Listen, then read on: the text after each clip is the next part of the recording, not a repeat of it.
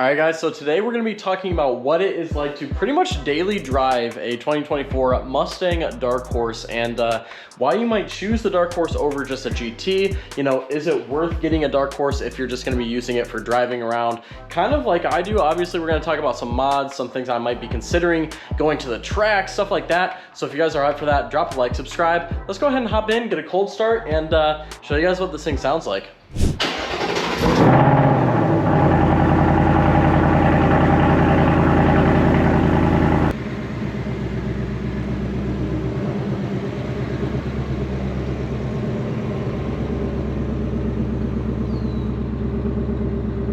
So one thing that you guys may or may not hear right now, I don't know if the camera picks it up, but there is a sound coming from, I believe, just the belt, which is quite annoying. It's been pretty much happening since I've had the car, and I'm thinking of taking it in to get fixed because I thought that it would go away once I started driving it more during the summer, and it hasn't. So if you guys haven't seen the interior, this is what she's looking like. We did just get some new gauges, and I actually do really like them. They're honestly some really nice gauges. It's the, what years were these? Let me just double check over here. So in the cluster theme, this was the classic 67 to 68. They look awesome. I actually really like how they respond to throttle and stuff too. Like, this thing sounds insane, but let's go ahead and get on the road and start talking.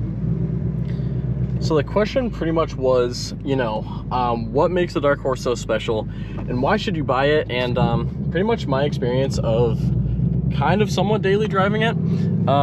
I drive it in not track mode, but I put the exhaust in track mode pretty much every time I drive it because I like hearing V8 sounds.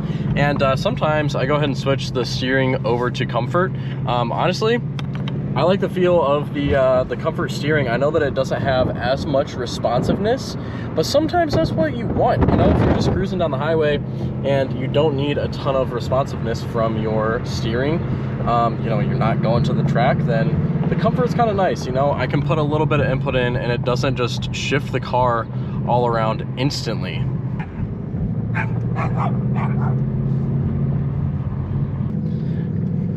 Now, if you guys didn't know, the 24 Dark Horse does come with a Tremec transmission, which shifts really nice. Honestly, I love the shifter, the nice short shifter, and I love how easily it shifts. And depending on which mode you're in, honestly, I have somewhat found that in track mode, in track driving mode, the responsiveness of the clutch is a little bit better. Like, you can honestly drive around town a little bit smoother just because of the pure fact that it has a little bit less touchy throttle response down low, meaning that you can get those really nice clean shifts in. But let's go ahead and switch over our cluster theme to something that you guys are more used to probably. I'm gonna go ahead and switch over to track mode, and yeah, this is just a cluster theme in track mode. We didn't put the car in track mode, which we probably could do, honestly, for me to show you guys what is going on. So let's go and just switch this thing over to track mode because we're obviously on the track. Track mode. So as you can tell, the RPMs of the car dropped a lot. I guess the throttle dropped a lot. The amount of air and gas that's getting into the engine dropped a little bit compared to where it was just in normal driving mode. And now I can kind of give it a little gas, and I'm not just like flooring it, which is kind of how it feels in sport. I actually hate sport mode. You tap the gas and you're basically flooring it. Is actually quite annoying. You know, for spirited driving, it's all right, but yeah, get some downshifts for you guys, and then we'll get a quick little pull over here onto this right turn. But yeah, this is what it's like in track mode. I actually really like the smoothness of it. So you guys are about to see what I mean. So I can kind of give it a little bit of gas, and as you can tell, it kind of just grabbed right into first. See, now if I was in normal there, that shift would have been absolutely horrendous. I haven't been one-hand shifting in quite some time, so I'm trying to like steer with my leg a little bit, but I'll get back used to it.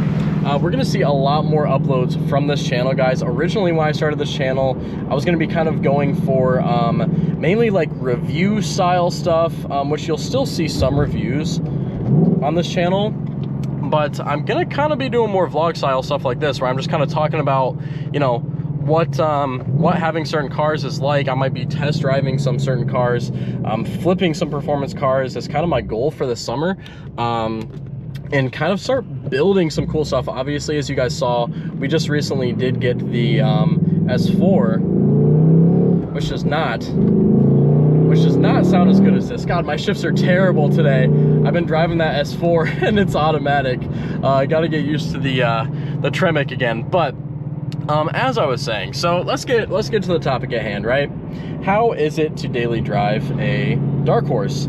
Is it like driving a track car all the time? I would say no. So it really does depend though on what you consider driving a track car. Now,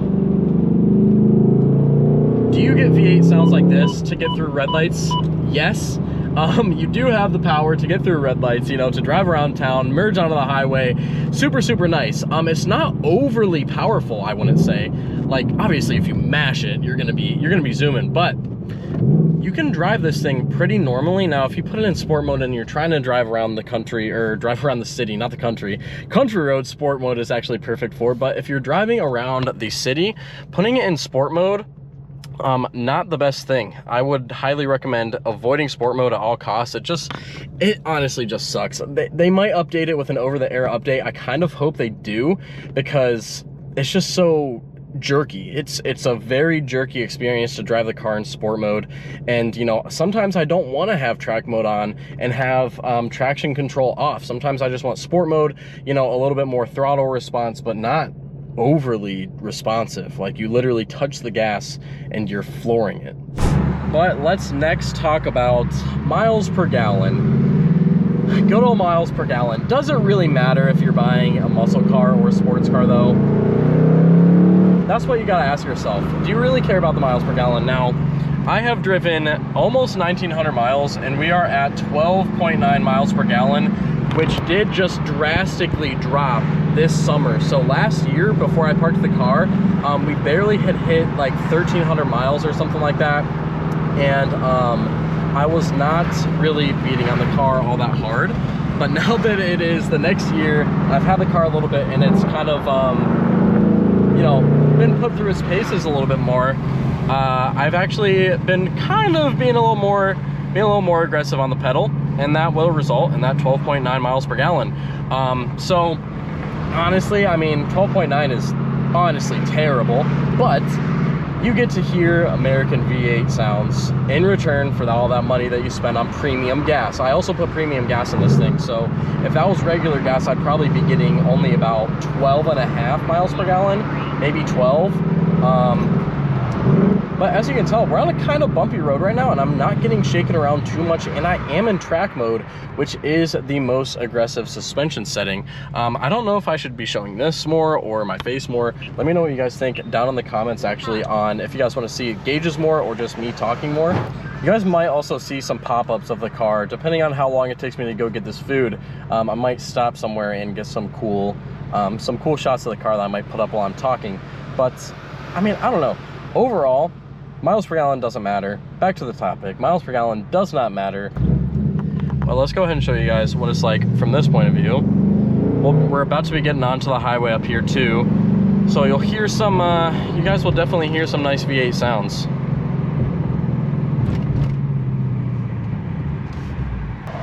Now, one thing that I do wish that they had is, if you see up here, it says suspension track mode, steering in sport. I can't change my steering. It's stuck in sport mode. I wish I could have track mode with like track exhaust, track throttle response with the traction control on and suspension in normal. But for some reason, this does not allow you to do any of that. It's pretty much just set to, if you want track mode, you're gonna have track driving, track suspension, track steering, and you can't even change that in my mode either. It's kind of stupid. I don't even understand the point of my mode if you can't make it your mode. But every time that you get on the throttle, you can't forget that you're driving a 5.0 Coyote V8 with 500 horsepower. Let's go ahead and merge onto the highway here, show you guys how it sounds merging on.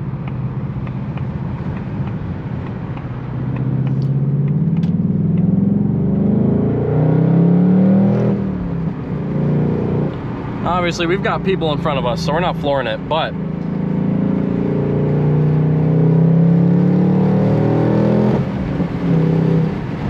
it sounds amazing. Like, you cannot go wrong with the sound of the Coyote engine. It's just so good. It is just so good. They also just completely ruined the highway over by me, and as you can tell, I'm not bouncing around all that much. It's honestly not terrible now. It is a little bit better in regular suspension mode, which is why I'm saying I wish that I could put it in regular suspension mode and have track throttle response. It's so dumb. Ford, please let me put my car in whatever settings I want. It's so dumb that I can't. Honestly, for daily driving reasons, that is my by far biggest complaint about this car, is I cannot select the right stuff that I want. Now, would that make a bunch of a difference driving on the highway and around town, and you know, my overall enjoyment of the car? I would honestly say yes. The settings of the car nowadays, like, it changes the way that the car drives by a lot.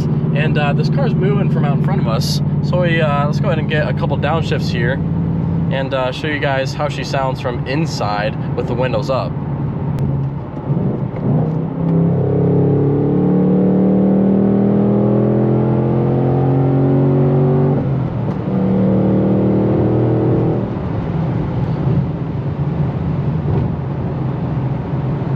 She definitely gets down, and I definitely need to get more used to driving with one hand if I'm going to be doing vlog style stuff more. I should probably invest in a better window mount or something like that, just so that I can talk a little bit easier, shift a little bit better, and not fly off the road.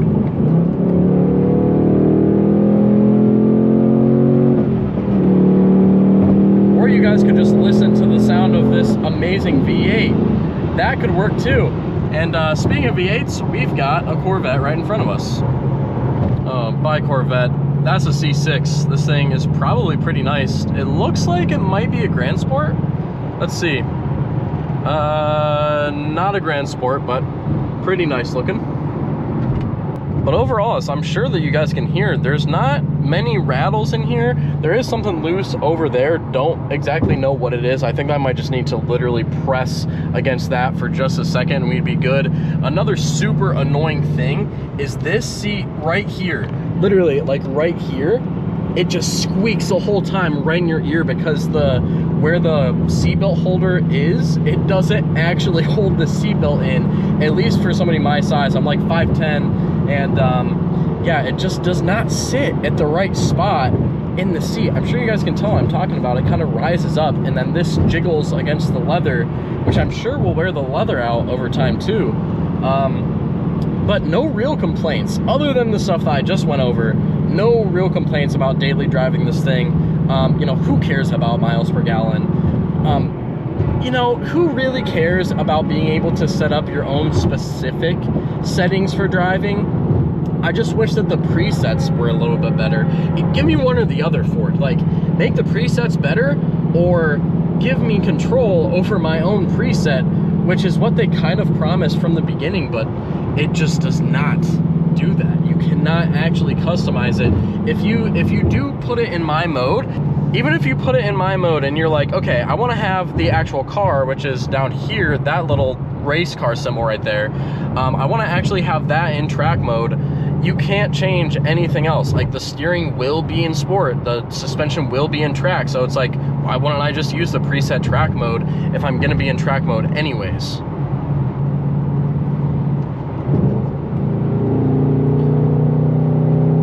But every time that you start guessing, do I really love this car for a daily driver, just give it a little gas. It'll remind you why you love it.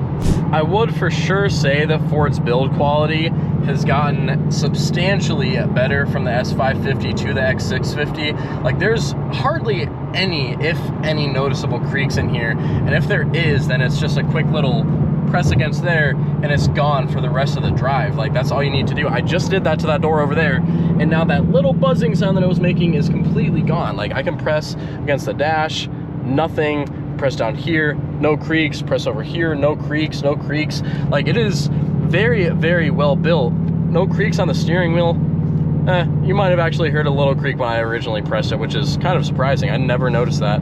But if I press on here, there's nothing going on creak-wise. So the other thing that you can do, if I go over here, press this, turn the exhaust to quiet mode, which you can do in track mode actually. I don't know if you guys can tell, but the ride got a lot quieter. I'll keep same throttle response or same throttle pressure. Watch if we turn it over to track. I'm sure that you guys could hear that. There's a very noticeable difference. Now, if you're on a long road trip and you don't want to hear your car that you paid a bunch of money for, then you can choose not to if you got a headache or something, you know.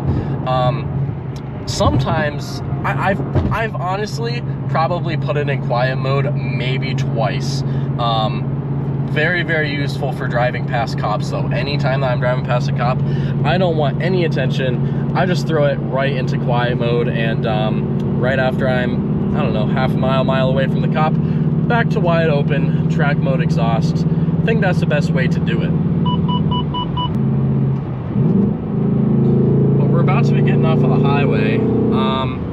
So I think that wrapping up my final thoughts though about this car, and also let me know if you guys enjoy videos like this. I would say living with a Mustang Dark Horse is very doable. Now, another huge thing that can make a difference is I don't tram line that badly. So like, hands off the wheel right now, I'm not tram lining, like I'm not getting pulled over to the right super fast. It does a little bit obviously because the roads are a little bit slanted, but I do not have the driver alert warning rest adjusted.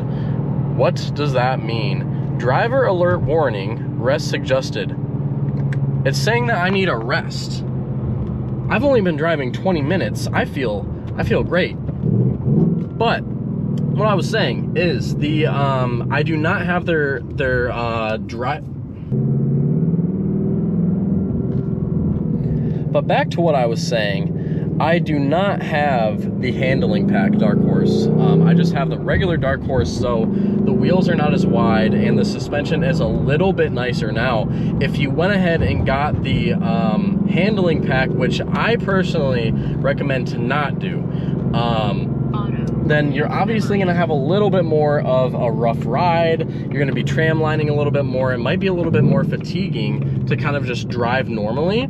Now that's why I did not get the performance pack, or the handling pack I guess they call it, because I had the option to get it, but I just did not think that I needed it, because I love the way that this drove way more compared to, well, I actually didn't get to drive the handling pack, but compared to what I've heard from other people that have driven it, it's much more track oriented. Now, are we going to be taking this car to the track? Yes. But do we already have 2,000 miles on it of normal driving? Yes. Now, again, if you are buying this car to just take to the track, then by all means, knock yourself out, buy the handling pack. But me personally, I like the little bit of a better riding suspension. You know, it's still definitely aggressive, especially in track mode, but I like the better suspension. I like the not so wide wheels so that you're not tram lining everywhere, which if you don't know what tram lining is, it basically means that you're just kind of not 100% straight all the time on the road. Like you've got to hold it to one way, or you get pulled one way on the highway or around town, stuff like that. But overall, I'd give the Dark Horse a 9.5 out of 10 daily driver experience. Other than if I could save a little bit of money with gas, that would have been well appreciated. But if you guys like videos like this, be sure to subscribe, drop a like, and put down in the comments if you guys like this style of vlog, or maybe ways that I could improve, because I am trying to improve on my vlogging style stuff, because as I said, that is kind of where I want to take this channel. So if you guys liked it, like I said, drop a like, subscribe, and I will see you guys in the next one.